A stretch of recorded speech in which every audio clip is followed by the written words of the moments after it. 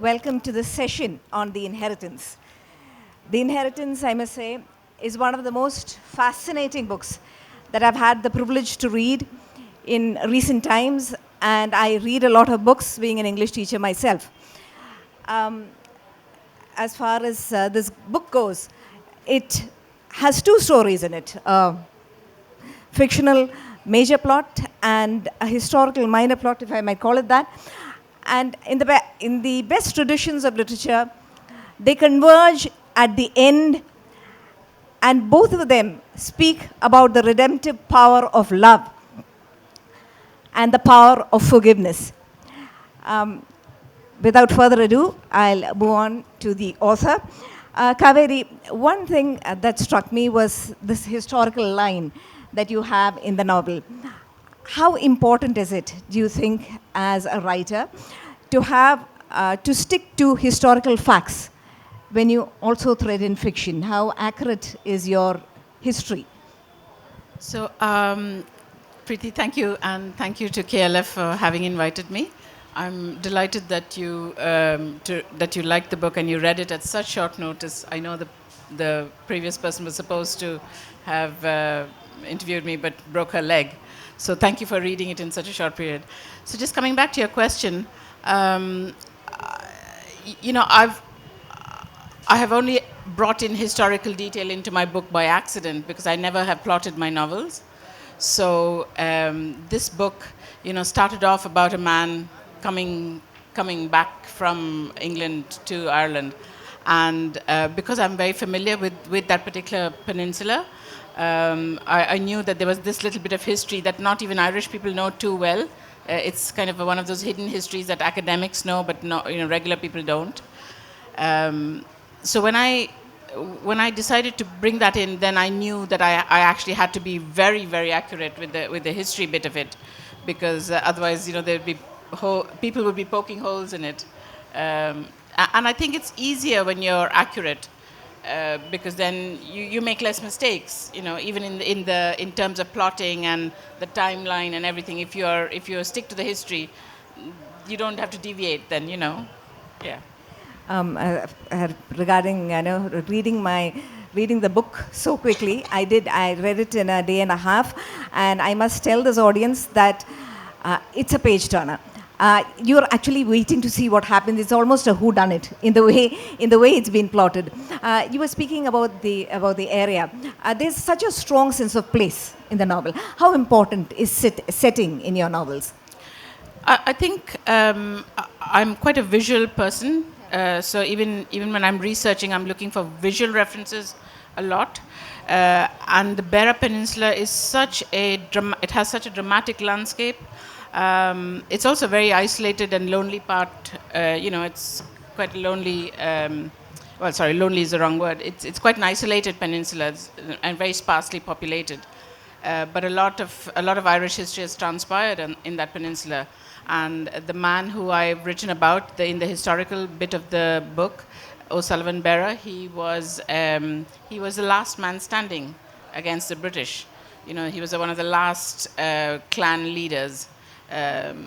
So yeah, it's a very important bit of history and a very dramatic landscape. And I think, I love the Beara Peninsula. My entire soul is in that peninsula. I want, when I die, I want my ashes to be scattered there rather than anywhere else.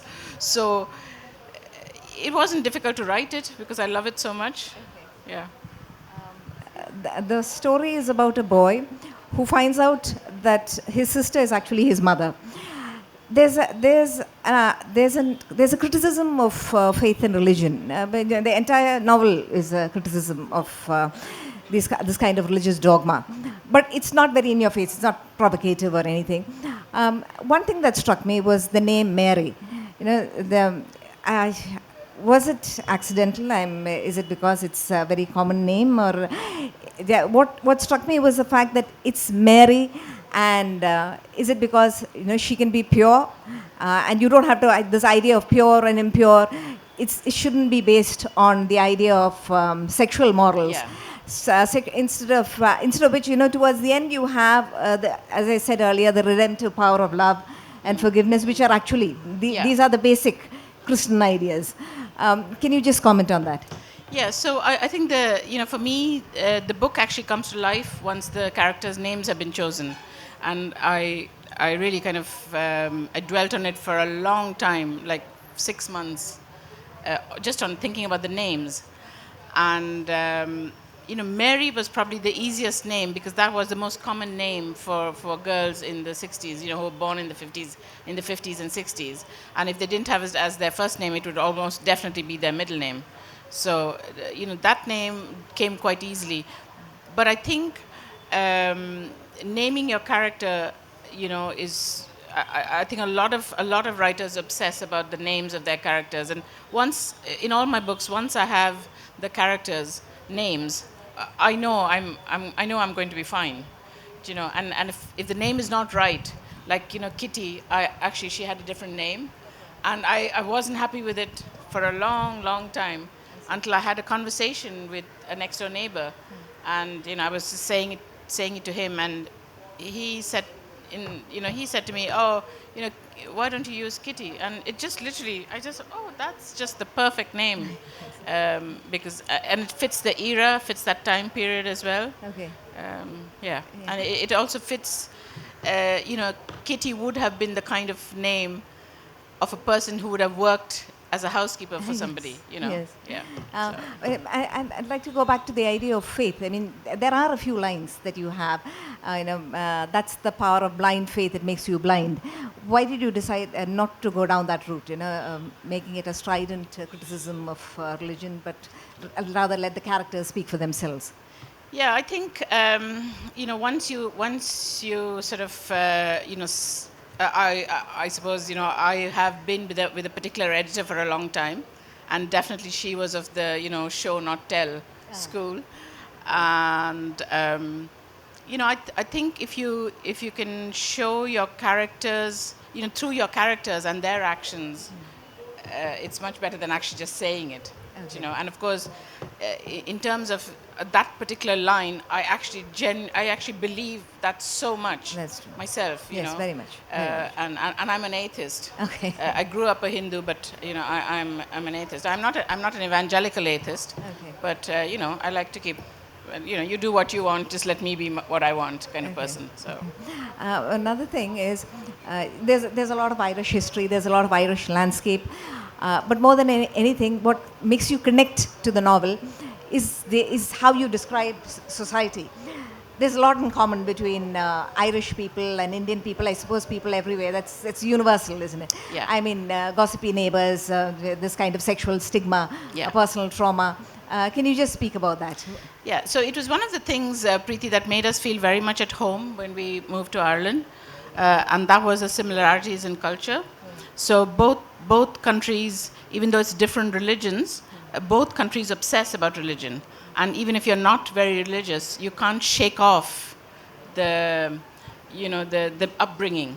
There are many hundreds and thousands of lapsed Catholics in Ireland, but they carry with them certain bits of Catholicism that you just can't get rid of. And it's the same thing. I was born a Hindu, and I'm an atheist now, but I still would not put my foot on a book. I mean, it's one of those, it's those peculiar things, that if I see a book on the floor, I'm kind of instantly saying, "Oh my God, pick up the book," Yes. So, That's and yeah. And I would never let my children, throw their school bags when they came home. Okay. The school bag always had to be kept, and they couldn't understand what it was about. Yeah. So I think that commonality between India and Ireland is a huge factor. Then the other thing that's common between the two countries is the huge respect for families, domination of families in your life. Very quickly after I moved to Ireland, I realized that my next door neighbors had the same issues with their brothers-in-law, their sisters-in-law, their mothers-in-law. It was the same. I mean, women there and women here have the same issues. Whether it comes to childcare and who's going to mind my child, and I was educated to the hilt, and now I can't work. it's the same, it's the same story. So, you know, and that whole thing of, not wanting to make a show of yourself, not wanting to make a show of your family. What are people going to say? What's the neighbors going to say? Oh, don't let them find out, that, Yes. So there's a lot of what are people going to say? That culture is very much, there's a commonality. And then, of course, the last thing is food. Okay. Irish people absolutely love a good party and good food and drink, and I don't think there's any Indian family that's different. Yeah. Yes. So- Yeah. The title of your novel, The Inheritance. There's a lot of inheritance in the novel. It's not just the material inheritance. No. There's Marlowe who has the inheritance, and then in the historical narrative, there's an inheritance, material inheritance there. But there's also the inheritance of trauma, of guilt. There's a lot of inheritance. How did you decide on it? Was it the name of the novel first, or naming after, and then there's so many layers? Yeah, so that was actually pure, a little bit of luck there, because it was a working title. Because he inherits a house at the very start of the book, and so the working title was The Inheritance. But of course, as I wrote it, I realized that it was actually the perfect title. Because as you say, there's more. It's not just the material. It's not just the cottage that he inherited, but there's several people have inherited several things in that book. Yes. Whether it be trauma or happiness or a child or attitudes. You inherit attitudes as well. So Yes, yeah. yes. And another thing is the characters. Can you tell us a little more of the characters? The characters are all absolutely lovable. You can relate to every single one of those characters. Marlowe, for instance, is the kind of person that you would probably instinctively love. Very gentle, very generous, sometimes diffident, and the way he comes to forgiveness. Can you talk a little bit more about him? Yeah, for some strange reason, all of my books have always been written from a man's point of view. I don't quite know why. And I have always given my main characters, kind of nice characteristics. They've always been good men. The kind you'd want your daughter to marry, or the kind you want to marry yourself. Yes. So, yeah, I love him too. But my favorite character in the book is actually Dolores. Oh yeah, absolutely. She's a very rounded character. Very rounded character. Yeah. Actually, they're all very lovable. And they say that if your characters don't surprise you, then your book might be a little bland and boring. Was there any time when the character surprised you? Any character? I suppose, with Marlowe himself, the fact that, as the story pans out, how he comes to terms with his supposed sister, who's actually his mother. I think the way he deals with that, I was surprised, because I don't plot my books, so I didn't expect it. I really didn't know how it was, I didn't know how it was going to end. Okay. And I didn't know how he was going to cope with having found that out. So I discovered I discovered how he coped only as I wrote it myself. Okay. Yeah. You don't plot your books? No, I never plot my books. I see. Because my characters do their own thing, and I prefer to trust that method. Okay. And I'm not the only one who writes like that. Lots of writers use this, writing by headlights. So they, it's basically, it's like driving. You can see the first 50 meters or first 100 meters. Okay. So I can see the next few pages, but I definitely couldn't see beyond that. Okay. Of course, towards the very end, you do see. Like I'd say, by the time I got to the last chapter, I knew where I was going. Yeah, I know that there are a lot of authors who don't plot their books, but then yours was so perfectly plotted, because, as I said, you have the main plot and the subplot coming together so perfectly towards the end. Without giving the plot away, was there any point where the story took an unexpected turn? If you could tell us without giving the plot away too much. Yeah, I think what happens with Mary gave me a surprise. I say, oh yes. Yes. That really was, to me, a genuine. And of course, when I made the connections, I just thought, oh, how fantastic for her. You know, and then of course you have to sometimes tell yourself, not fantastic for her, you wrote her, you know, so yeah. And how do you write some of these very emotionally draining scenes? I mean, there are some scenes towards the end which I wonder would have been hard to write. You know, I did not find it hard to write because I'd done my research and I knew that, you know, especially the story in the past, I knew Yes. how cruel and how sad and how terrible life was for, you know, for Irish people who, particularly, you know, if when the clan had left and only the sick and dying had been left behind, you know, the children and the sick and dying. So it wasn't hard to write, but I did shed a tear when I was editing the book. You know, the chapters with the Cloquin. Yes. You know, when he's lost everything and he's alone. I did shed a tear when I was editing it, and then I had to tell myself, "What's wrong with you? You made the character up," you know. So, yeah. Okay. You're an Indian basically, but you've written a story about Irish people, about Ireland. Was that difficult to do? I mean, you know, it's my fourth book, and I didn't want to be labeled as a writer who was always writing about India and Ireland, and so I decided to write this book. You know, the sequence of books. I was actually meant to write the book that I'm writing now, but just because I didn't want that label, I just wanted to be able to, you know, I suppose show off is the wrong word, but I just wanted to be able to demonstrate my ability as a writer, that I could write anything. So I decided to write this Irish book first, and it's a fully Irish book, and it was quite daunting when I after writing the first few pages, and I think I was telling you earlier on that I happened to mention it to my son, who's about 31 years old, who was born and brought up in Ireland, and I said to him, I don't know whether I'm capable of writing a fully Irish book with no Indians in it. And he just turned to me in a very Irish fashion and said, "Oh, Mum, just feck it, Mum, you know. Yes.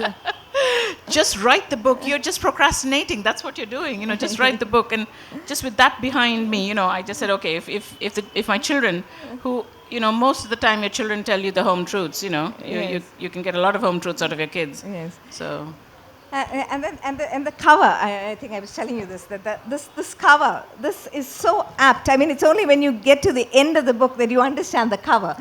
How did this cover come about? Can you tell us the story behind the cover? So James Nunn, who designed the cover of the book, he's an absolutely fantastic book cover designer, and that's what he specializes in. You know, he specializes in book covers. And I had just said to him, I want a cottage in the book because, you know, the cottage is the inheritance. But he, I think, really grasped the whole, the ethos or the heart of the story. Sorry, not the ethos. The heart of the story. Yes. And I absolutely loved the cover. Yeah. Yes. No, because it's only when you come to the last page that you understand why this cover. Until then, it's just a cover. You know, probably the beautiful landscape of Ireland and, you know, the woods which they go to, but nothing more than that. Another question that I have is about the two boys. Did you have them in mind when you started writing the book? Because they're practically mirror images of each other, which is what. Yeah. Yeah. So, funnily enough, I did not have. I had Cloquin, the boy in the past, in mind. Okay. I didn't have Sully in mind, the boy in the present. Okay. I see. Yeah, and you know, he just kind of appeared on the page. I see. And then I had to kind of you know, marry the two stories. Okay. And it just struck me one day that that's the way I was going to do it. Oh, fascinating. Okay. Yeah. And I hear that Graham Norton has you know, recommended your book. That's right. Yeah. I was absolutely delighted with that. That's absolutely fascinating. Now, I think we've just got about 8 minutes, and I'd like to open it out to the audience. If there are any questions.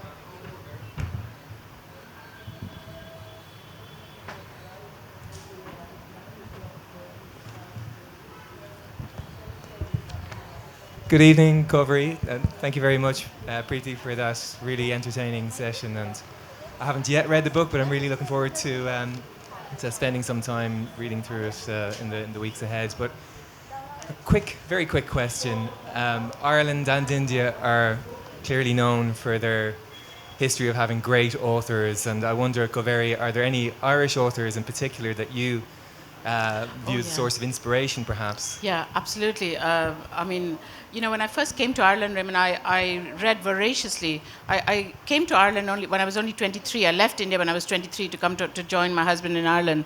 And the only way of getting to know the country in those days, with no social media and very little television, was to read. And I absolutely love William Trevor. I love John McGahan. And funnily enough, I tended to veer towards female writers, but towards male writers. But I love Anne Enright. I'm trying to think now. Amongst the modern, in the modern canon, Belinda McEwen, who wrote Solace. That's a fabulous book as well. So yeah, there's loads of amazing Irish writers, and I think one of the reasons why Ireland has got such amazing writers is because of the attitude of everybody else. In Ireland, if you tell somebody you're a writer, nobody asks you who publishes you. The first question is, what do you write? So there's no. No one thinks you are. You're going above yourself by saying that you're a writer. It's something that you can admit to without feeling bad, or no, without feeling shy. Not bad is the wrong word. You don't have to feel pretentious. You never feel pretentious telling anybody that you're a writer if you're in Ireland. Mm-hmm. Yeah. So I think that's probably one of the reasons why, there's the arts is so well regarded, and of course the fact that in Ireland we have a whole day every year is dedicated to culture. It's called Culture Night. Oh, lovely! And the entire country, the whole country, from small villages to towns to the big cities, all have cultural events on that day. Mm-hmm. Readings, poetry, there's art, there's music, sculpture. So, there's so much of focus in Ireland on the arts. Okay. It's quite amazing. And of course, the Irish missions abroad, outside Ireland, really promote Irish culture. So it's something that people are proud of, there's, and I know Raymond will agree with me. When you're in Ireland, you could be in a pub, and there's nothing strange about somebody pulling out a fiddle and starting to play, and then somebody else joining singing, and then somebody else might start dancing. And I'm not joking. This is not just it's not just in movies, but it actually does happen if you happen to be in rural Ireland. Oh, okay, Yeah. that's amazing. Anyone? Ma'am, you had said that you yourself were kind of surprised by what happened to the character. So, writing without plotting and taking it to a level where you yourself do not know the outcome of story, isn't it a bit risky as a writer, as an experienced writer, to take that route? Yeah. So it's such a fantastic question, because it is a risk. But I think if you know your characters, you can trust them, and it's all about trusting the process of writing, trusting your abilities, and not having self-doubt. I suppose self-doubt is the worst. The thing that holds you back as a writer at any stage. Whether you're starting out or whether you're well experienced. But I think trusting yourself is one thing, but actually trusting your characters to show you the way, it does work. I've found, and I'm not the only one. There's many writers write that way. If things go wrong, you'll know it straight away. You can see the plot holes if you've done it wrong, and then you can always rewrite it. But I think it depends what kind of books you write. Obviously, if you're writing crime thrillers or books where the outcome, you have to kind of hide the outcome and hide all the clues and all of that. Obviously, you might have to plot it, but I think the kind of books I write, I'm quite happy to just have the headlight, and have just the first, maybe the. I mean, I normally know at least 4 pages, in advance of what's going to happen. So.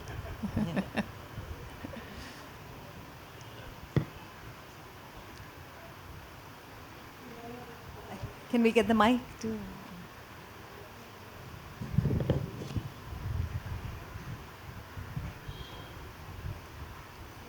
Thank you, Cauvery. And if we're not running out of time, just to ask you, I'm also Irish like you, so very proud to have you here. And I did read this beautiful book. But one thing I just wondered about is there's an unusual part of the story, which is the big house. Yes. With the wealthy English people who've come in. And the rest of the historical part of the story is a lot about British cruelty during that era. Yeah. But you have deliberately, in the people in the big house, are actually very kind and benevolent and want to settle in. What was your thinking around that? Could you say something? Thank you. Thank you for that, Kevin. So I suppose the thinking for that is actually based on exactly how the Beara Peninsula is. It's a part of Ireland where all kinds of people from all parts of the world have come and made their homes there. English people. There's a lot of Germans, unbelievable amount of Germans.